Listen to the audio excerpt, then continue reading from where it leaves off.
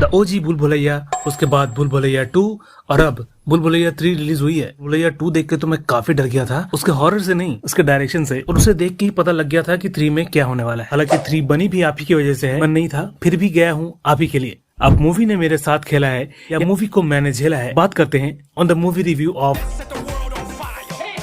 तो आज बस उन्हीं एलिमेंट्स पे बात करूंगा जिसपे कि एक हॉरर कॉमेडी मूवी परफेक्ट बनती है, like Bhool Bhulaiyaa. And as per comparison ये भी बताऊंगा क्या भूल भुलैया 3 परफेक्ट बनी है, नहीं बनी है, या फिर बनते बनते रह गई है। एक हॉरर कॉमेडी मूवी को परफेक्ट बनाता है उसका हॉरर, उसकी comedy and horror and comedy का परफेक्ट ब्लेंड, जो कि करके दिखाया था प्रियदर्शन ने बाय भूल भुलैया, जहाँ पे मूवी का world, sets, conversations, situations, everything feels like real, जो कि भूल भुलैया 2 से तो मिसिंग थे ही, आई थिंक कि 3 से भी मिसिंग है। बॉलीवुड एंड उनके डायरेक्टर्स की अभी आदत इतनी खराब हो चुकी है कि हर चीज उनको ग्लैमरस दिखानी है, द टॉप, जो कि अनओरिजिनल से फील होते हैं। फील होने के लिए आपको ज्यादा दिमाग लगाने की जरूरत नहीं पड़ेगी, फील हो ही जाएगी आपको देखकर। बात करें कॉमेडी की, तो कॉमेडी सिर्फ अक्षय कुमार ने नहीं की थी भूल भुलैया में। उसके हर कैरेक्टर अलग अलग तरह के gestures, dialogues, comic timing, comic presence, screen sequence, dialogues को अच्छे एक्सप्रेशंस के साथ, अच्छी कॉमिक डिलीवरी के साथ जस्टिफाई भी किया था और हमें भरपूर हंसाया भी था, जिस वजह से ज्यादातर कैरेक्टर्स भूल भुलैया के हमें उनके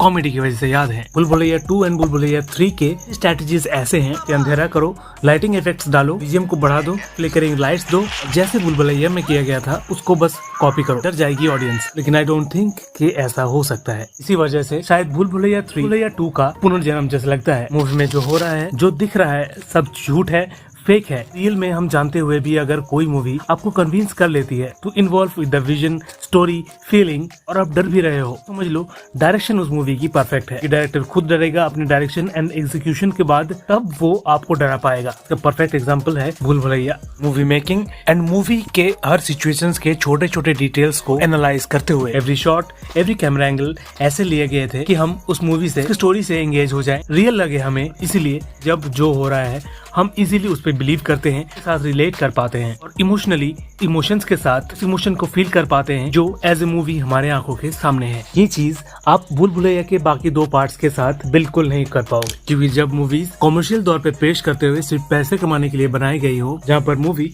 बस उसके टाइटल को यूज करके पार्ट्स पे पार्ट्स बनाए जाए, मूवी कैसे ही बनेगी। यहाँ पर भूल भुलैया 3 के बारे में मैं इतना भी कहना चाहूंगा कि उसका फर्स्ट हाफ अच्छा था, कुछ situational comedy, just one liners आपको हंसाने की कोशिश करते हैं, शायद आपके लिए वर्क भी कर जाए, क्योंकि कॉमेडी एक सब्जेक्टिव मैटर है सबके लिए, कि मीम्स या फिर रील्स से अगर कॉमेडी के लाइंस उठाए जाए तो कैसा रहेगा। जिसने नहीं सुने हैं वो हंसेगा और जिसको इन सब की आदत हो चुकी है उसको हंसी नहीं आएगी। ऐसा ही कुछ सीन है भूल भुलैया 3 का। डायरेक्शन अच्छी है, हॉरर एलिमेंट्स भी अच्छे हैं, फिर भी ना आपको डर लग रहा है ना आपको हंसी आ रही है, तो समझ लो प्रॉब्लम है राइटिंग एंड उसके कैरेक्टराइजेशन में। सीधी बात यह है, कैरेक्टर्स डायरेक्टर के द्वारा 100% यूटिलाइज नहीं किए गए, या फिर राइटिंग ही इतनी खराब है कि एक्टर्स की कोशिश के बाद भी आपको हंसा नहीं पा रहे हैं। भूत को छोड़ के कोई कैरेक्टर आपको डरा रहा है तो उस हिसाब से उसको भी डरना होगा, तब जाके आप डरोगे उसे देखकर। इसलिए कास्ट परफेक्ट चाहिए। तो भूल भुलैया 2, 3 सब में सेम कास्ट है जो कि भूल भुलैया 1 में थे। अक्षय को छोड़कर उसके बारे में आगे बात करेंगे, लेकिन वो सब होते हुए भी क्यों 2 और 3 उस तरह से वर्क नहीं की जिस तरह से भूल भुलैया 1 ने वर्क किया था। ऐसा इसलिए क्योंकि एंटायर कास्ट को बस 2 एंड 3 में रख दिया गया है विदाउट प्रॉपर यूटिलाइजेशन। प्रियदर्शन ने जिस तरह से पार्ट 1 में सारे कास्ट को यूटिलाइज किया था, पार्ट 2 एंड पार्ट 3 में बस वो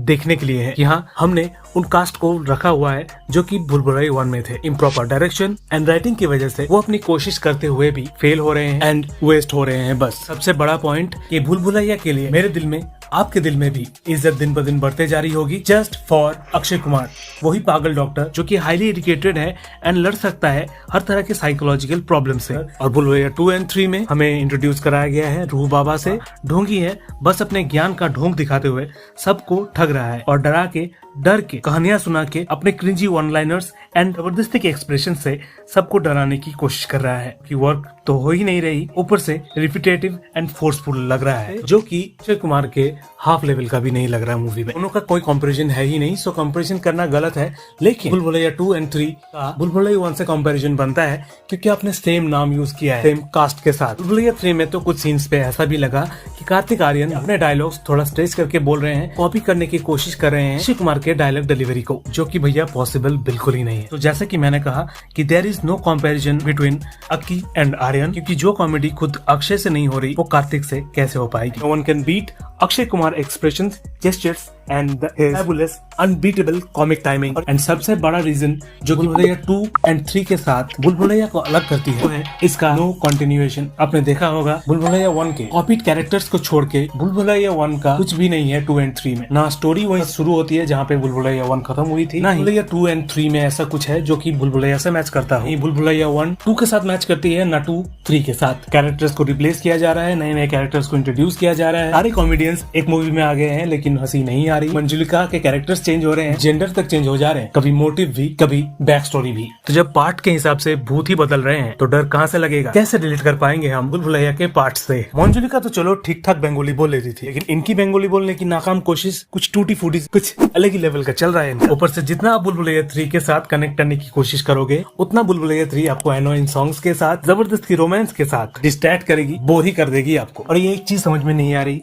कि तृप्ति डिमरी को लेके ये लोग कितना क्यों ऑब्सेस्ड हो गए हैं। तृप्ति को लग रहा होगा कि मैं बहुत अच्छा काम कर रही हूँ भाई, इस वजह से मुझे फिल्मों पे फिल्में मिल रही हैं। लेकिन बॉलीवुड की आदत है जो चल रही है उसको ज्यादा से ज्यादा चलाओ, फिर अचानक से दिखने ही बंद हो जाएंगी वो। तो प्लीज बार बार दिखा के ऑडियंस के दिल में तृप्ति के लिए यार, इज्जत एंड अच्छी फिल्मों के लिए तृप्ति का टैलेंट वेस्ट मत करो। मूवी में अगर कुछ अच्छा था तो वो है आमी जे तोमा ट्रैक, माधुरी एंड विद्या का डांस बैटल, आखिर में मूवी का क्लाइमैक्स जो कि बिल्कुल भी एक्सपेक्टेड नहीं था। पोटेंशियल रखती है मूवी के सारे खामियों को कवर अप करने की और साथ में अपनी ही बताई हुई पूरी स्टोरी को झूठा साबित करने की, बस और कुछ अच्छा लगा ही नहीं। अब भूल भुलैया 3 का तो पता नहीं, लेकिन भूल जरूर हुई है और सबसे ज्यादा मैं आपकी कहूंगा, क्योंकि आपने भूल भुलैया 2 को सपोर्ट किया तभी जाके ये दिन आपको हमको देखने को मिल रहा है। अब तो काफी ज्यादा एक्सपेक्टेशंस हैं और भूत बंगला बाय प्रियदर्शन जिसमें अक्षय कुमार होंगे। काश भूल भुलैया का वो चार्म हमें फिर से देखने को मिले, वही कोलैबोरेशन के साथ। And at the same time worried भी काफी ज्यादा हूँ for Hera Pheri, Welcome, Jolly railway and Housefull series के साथ भी। And I just hope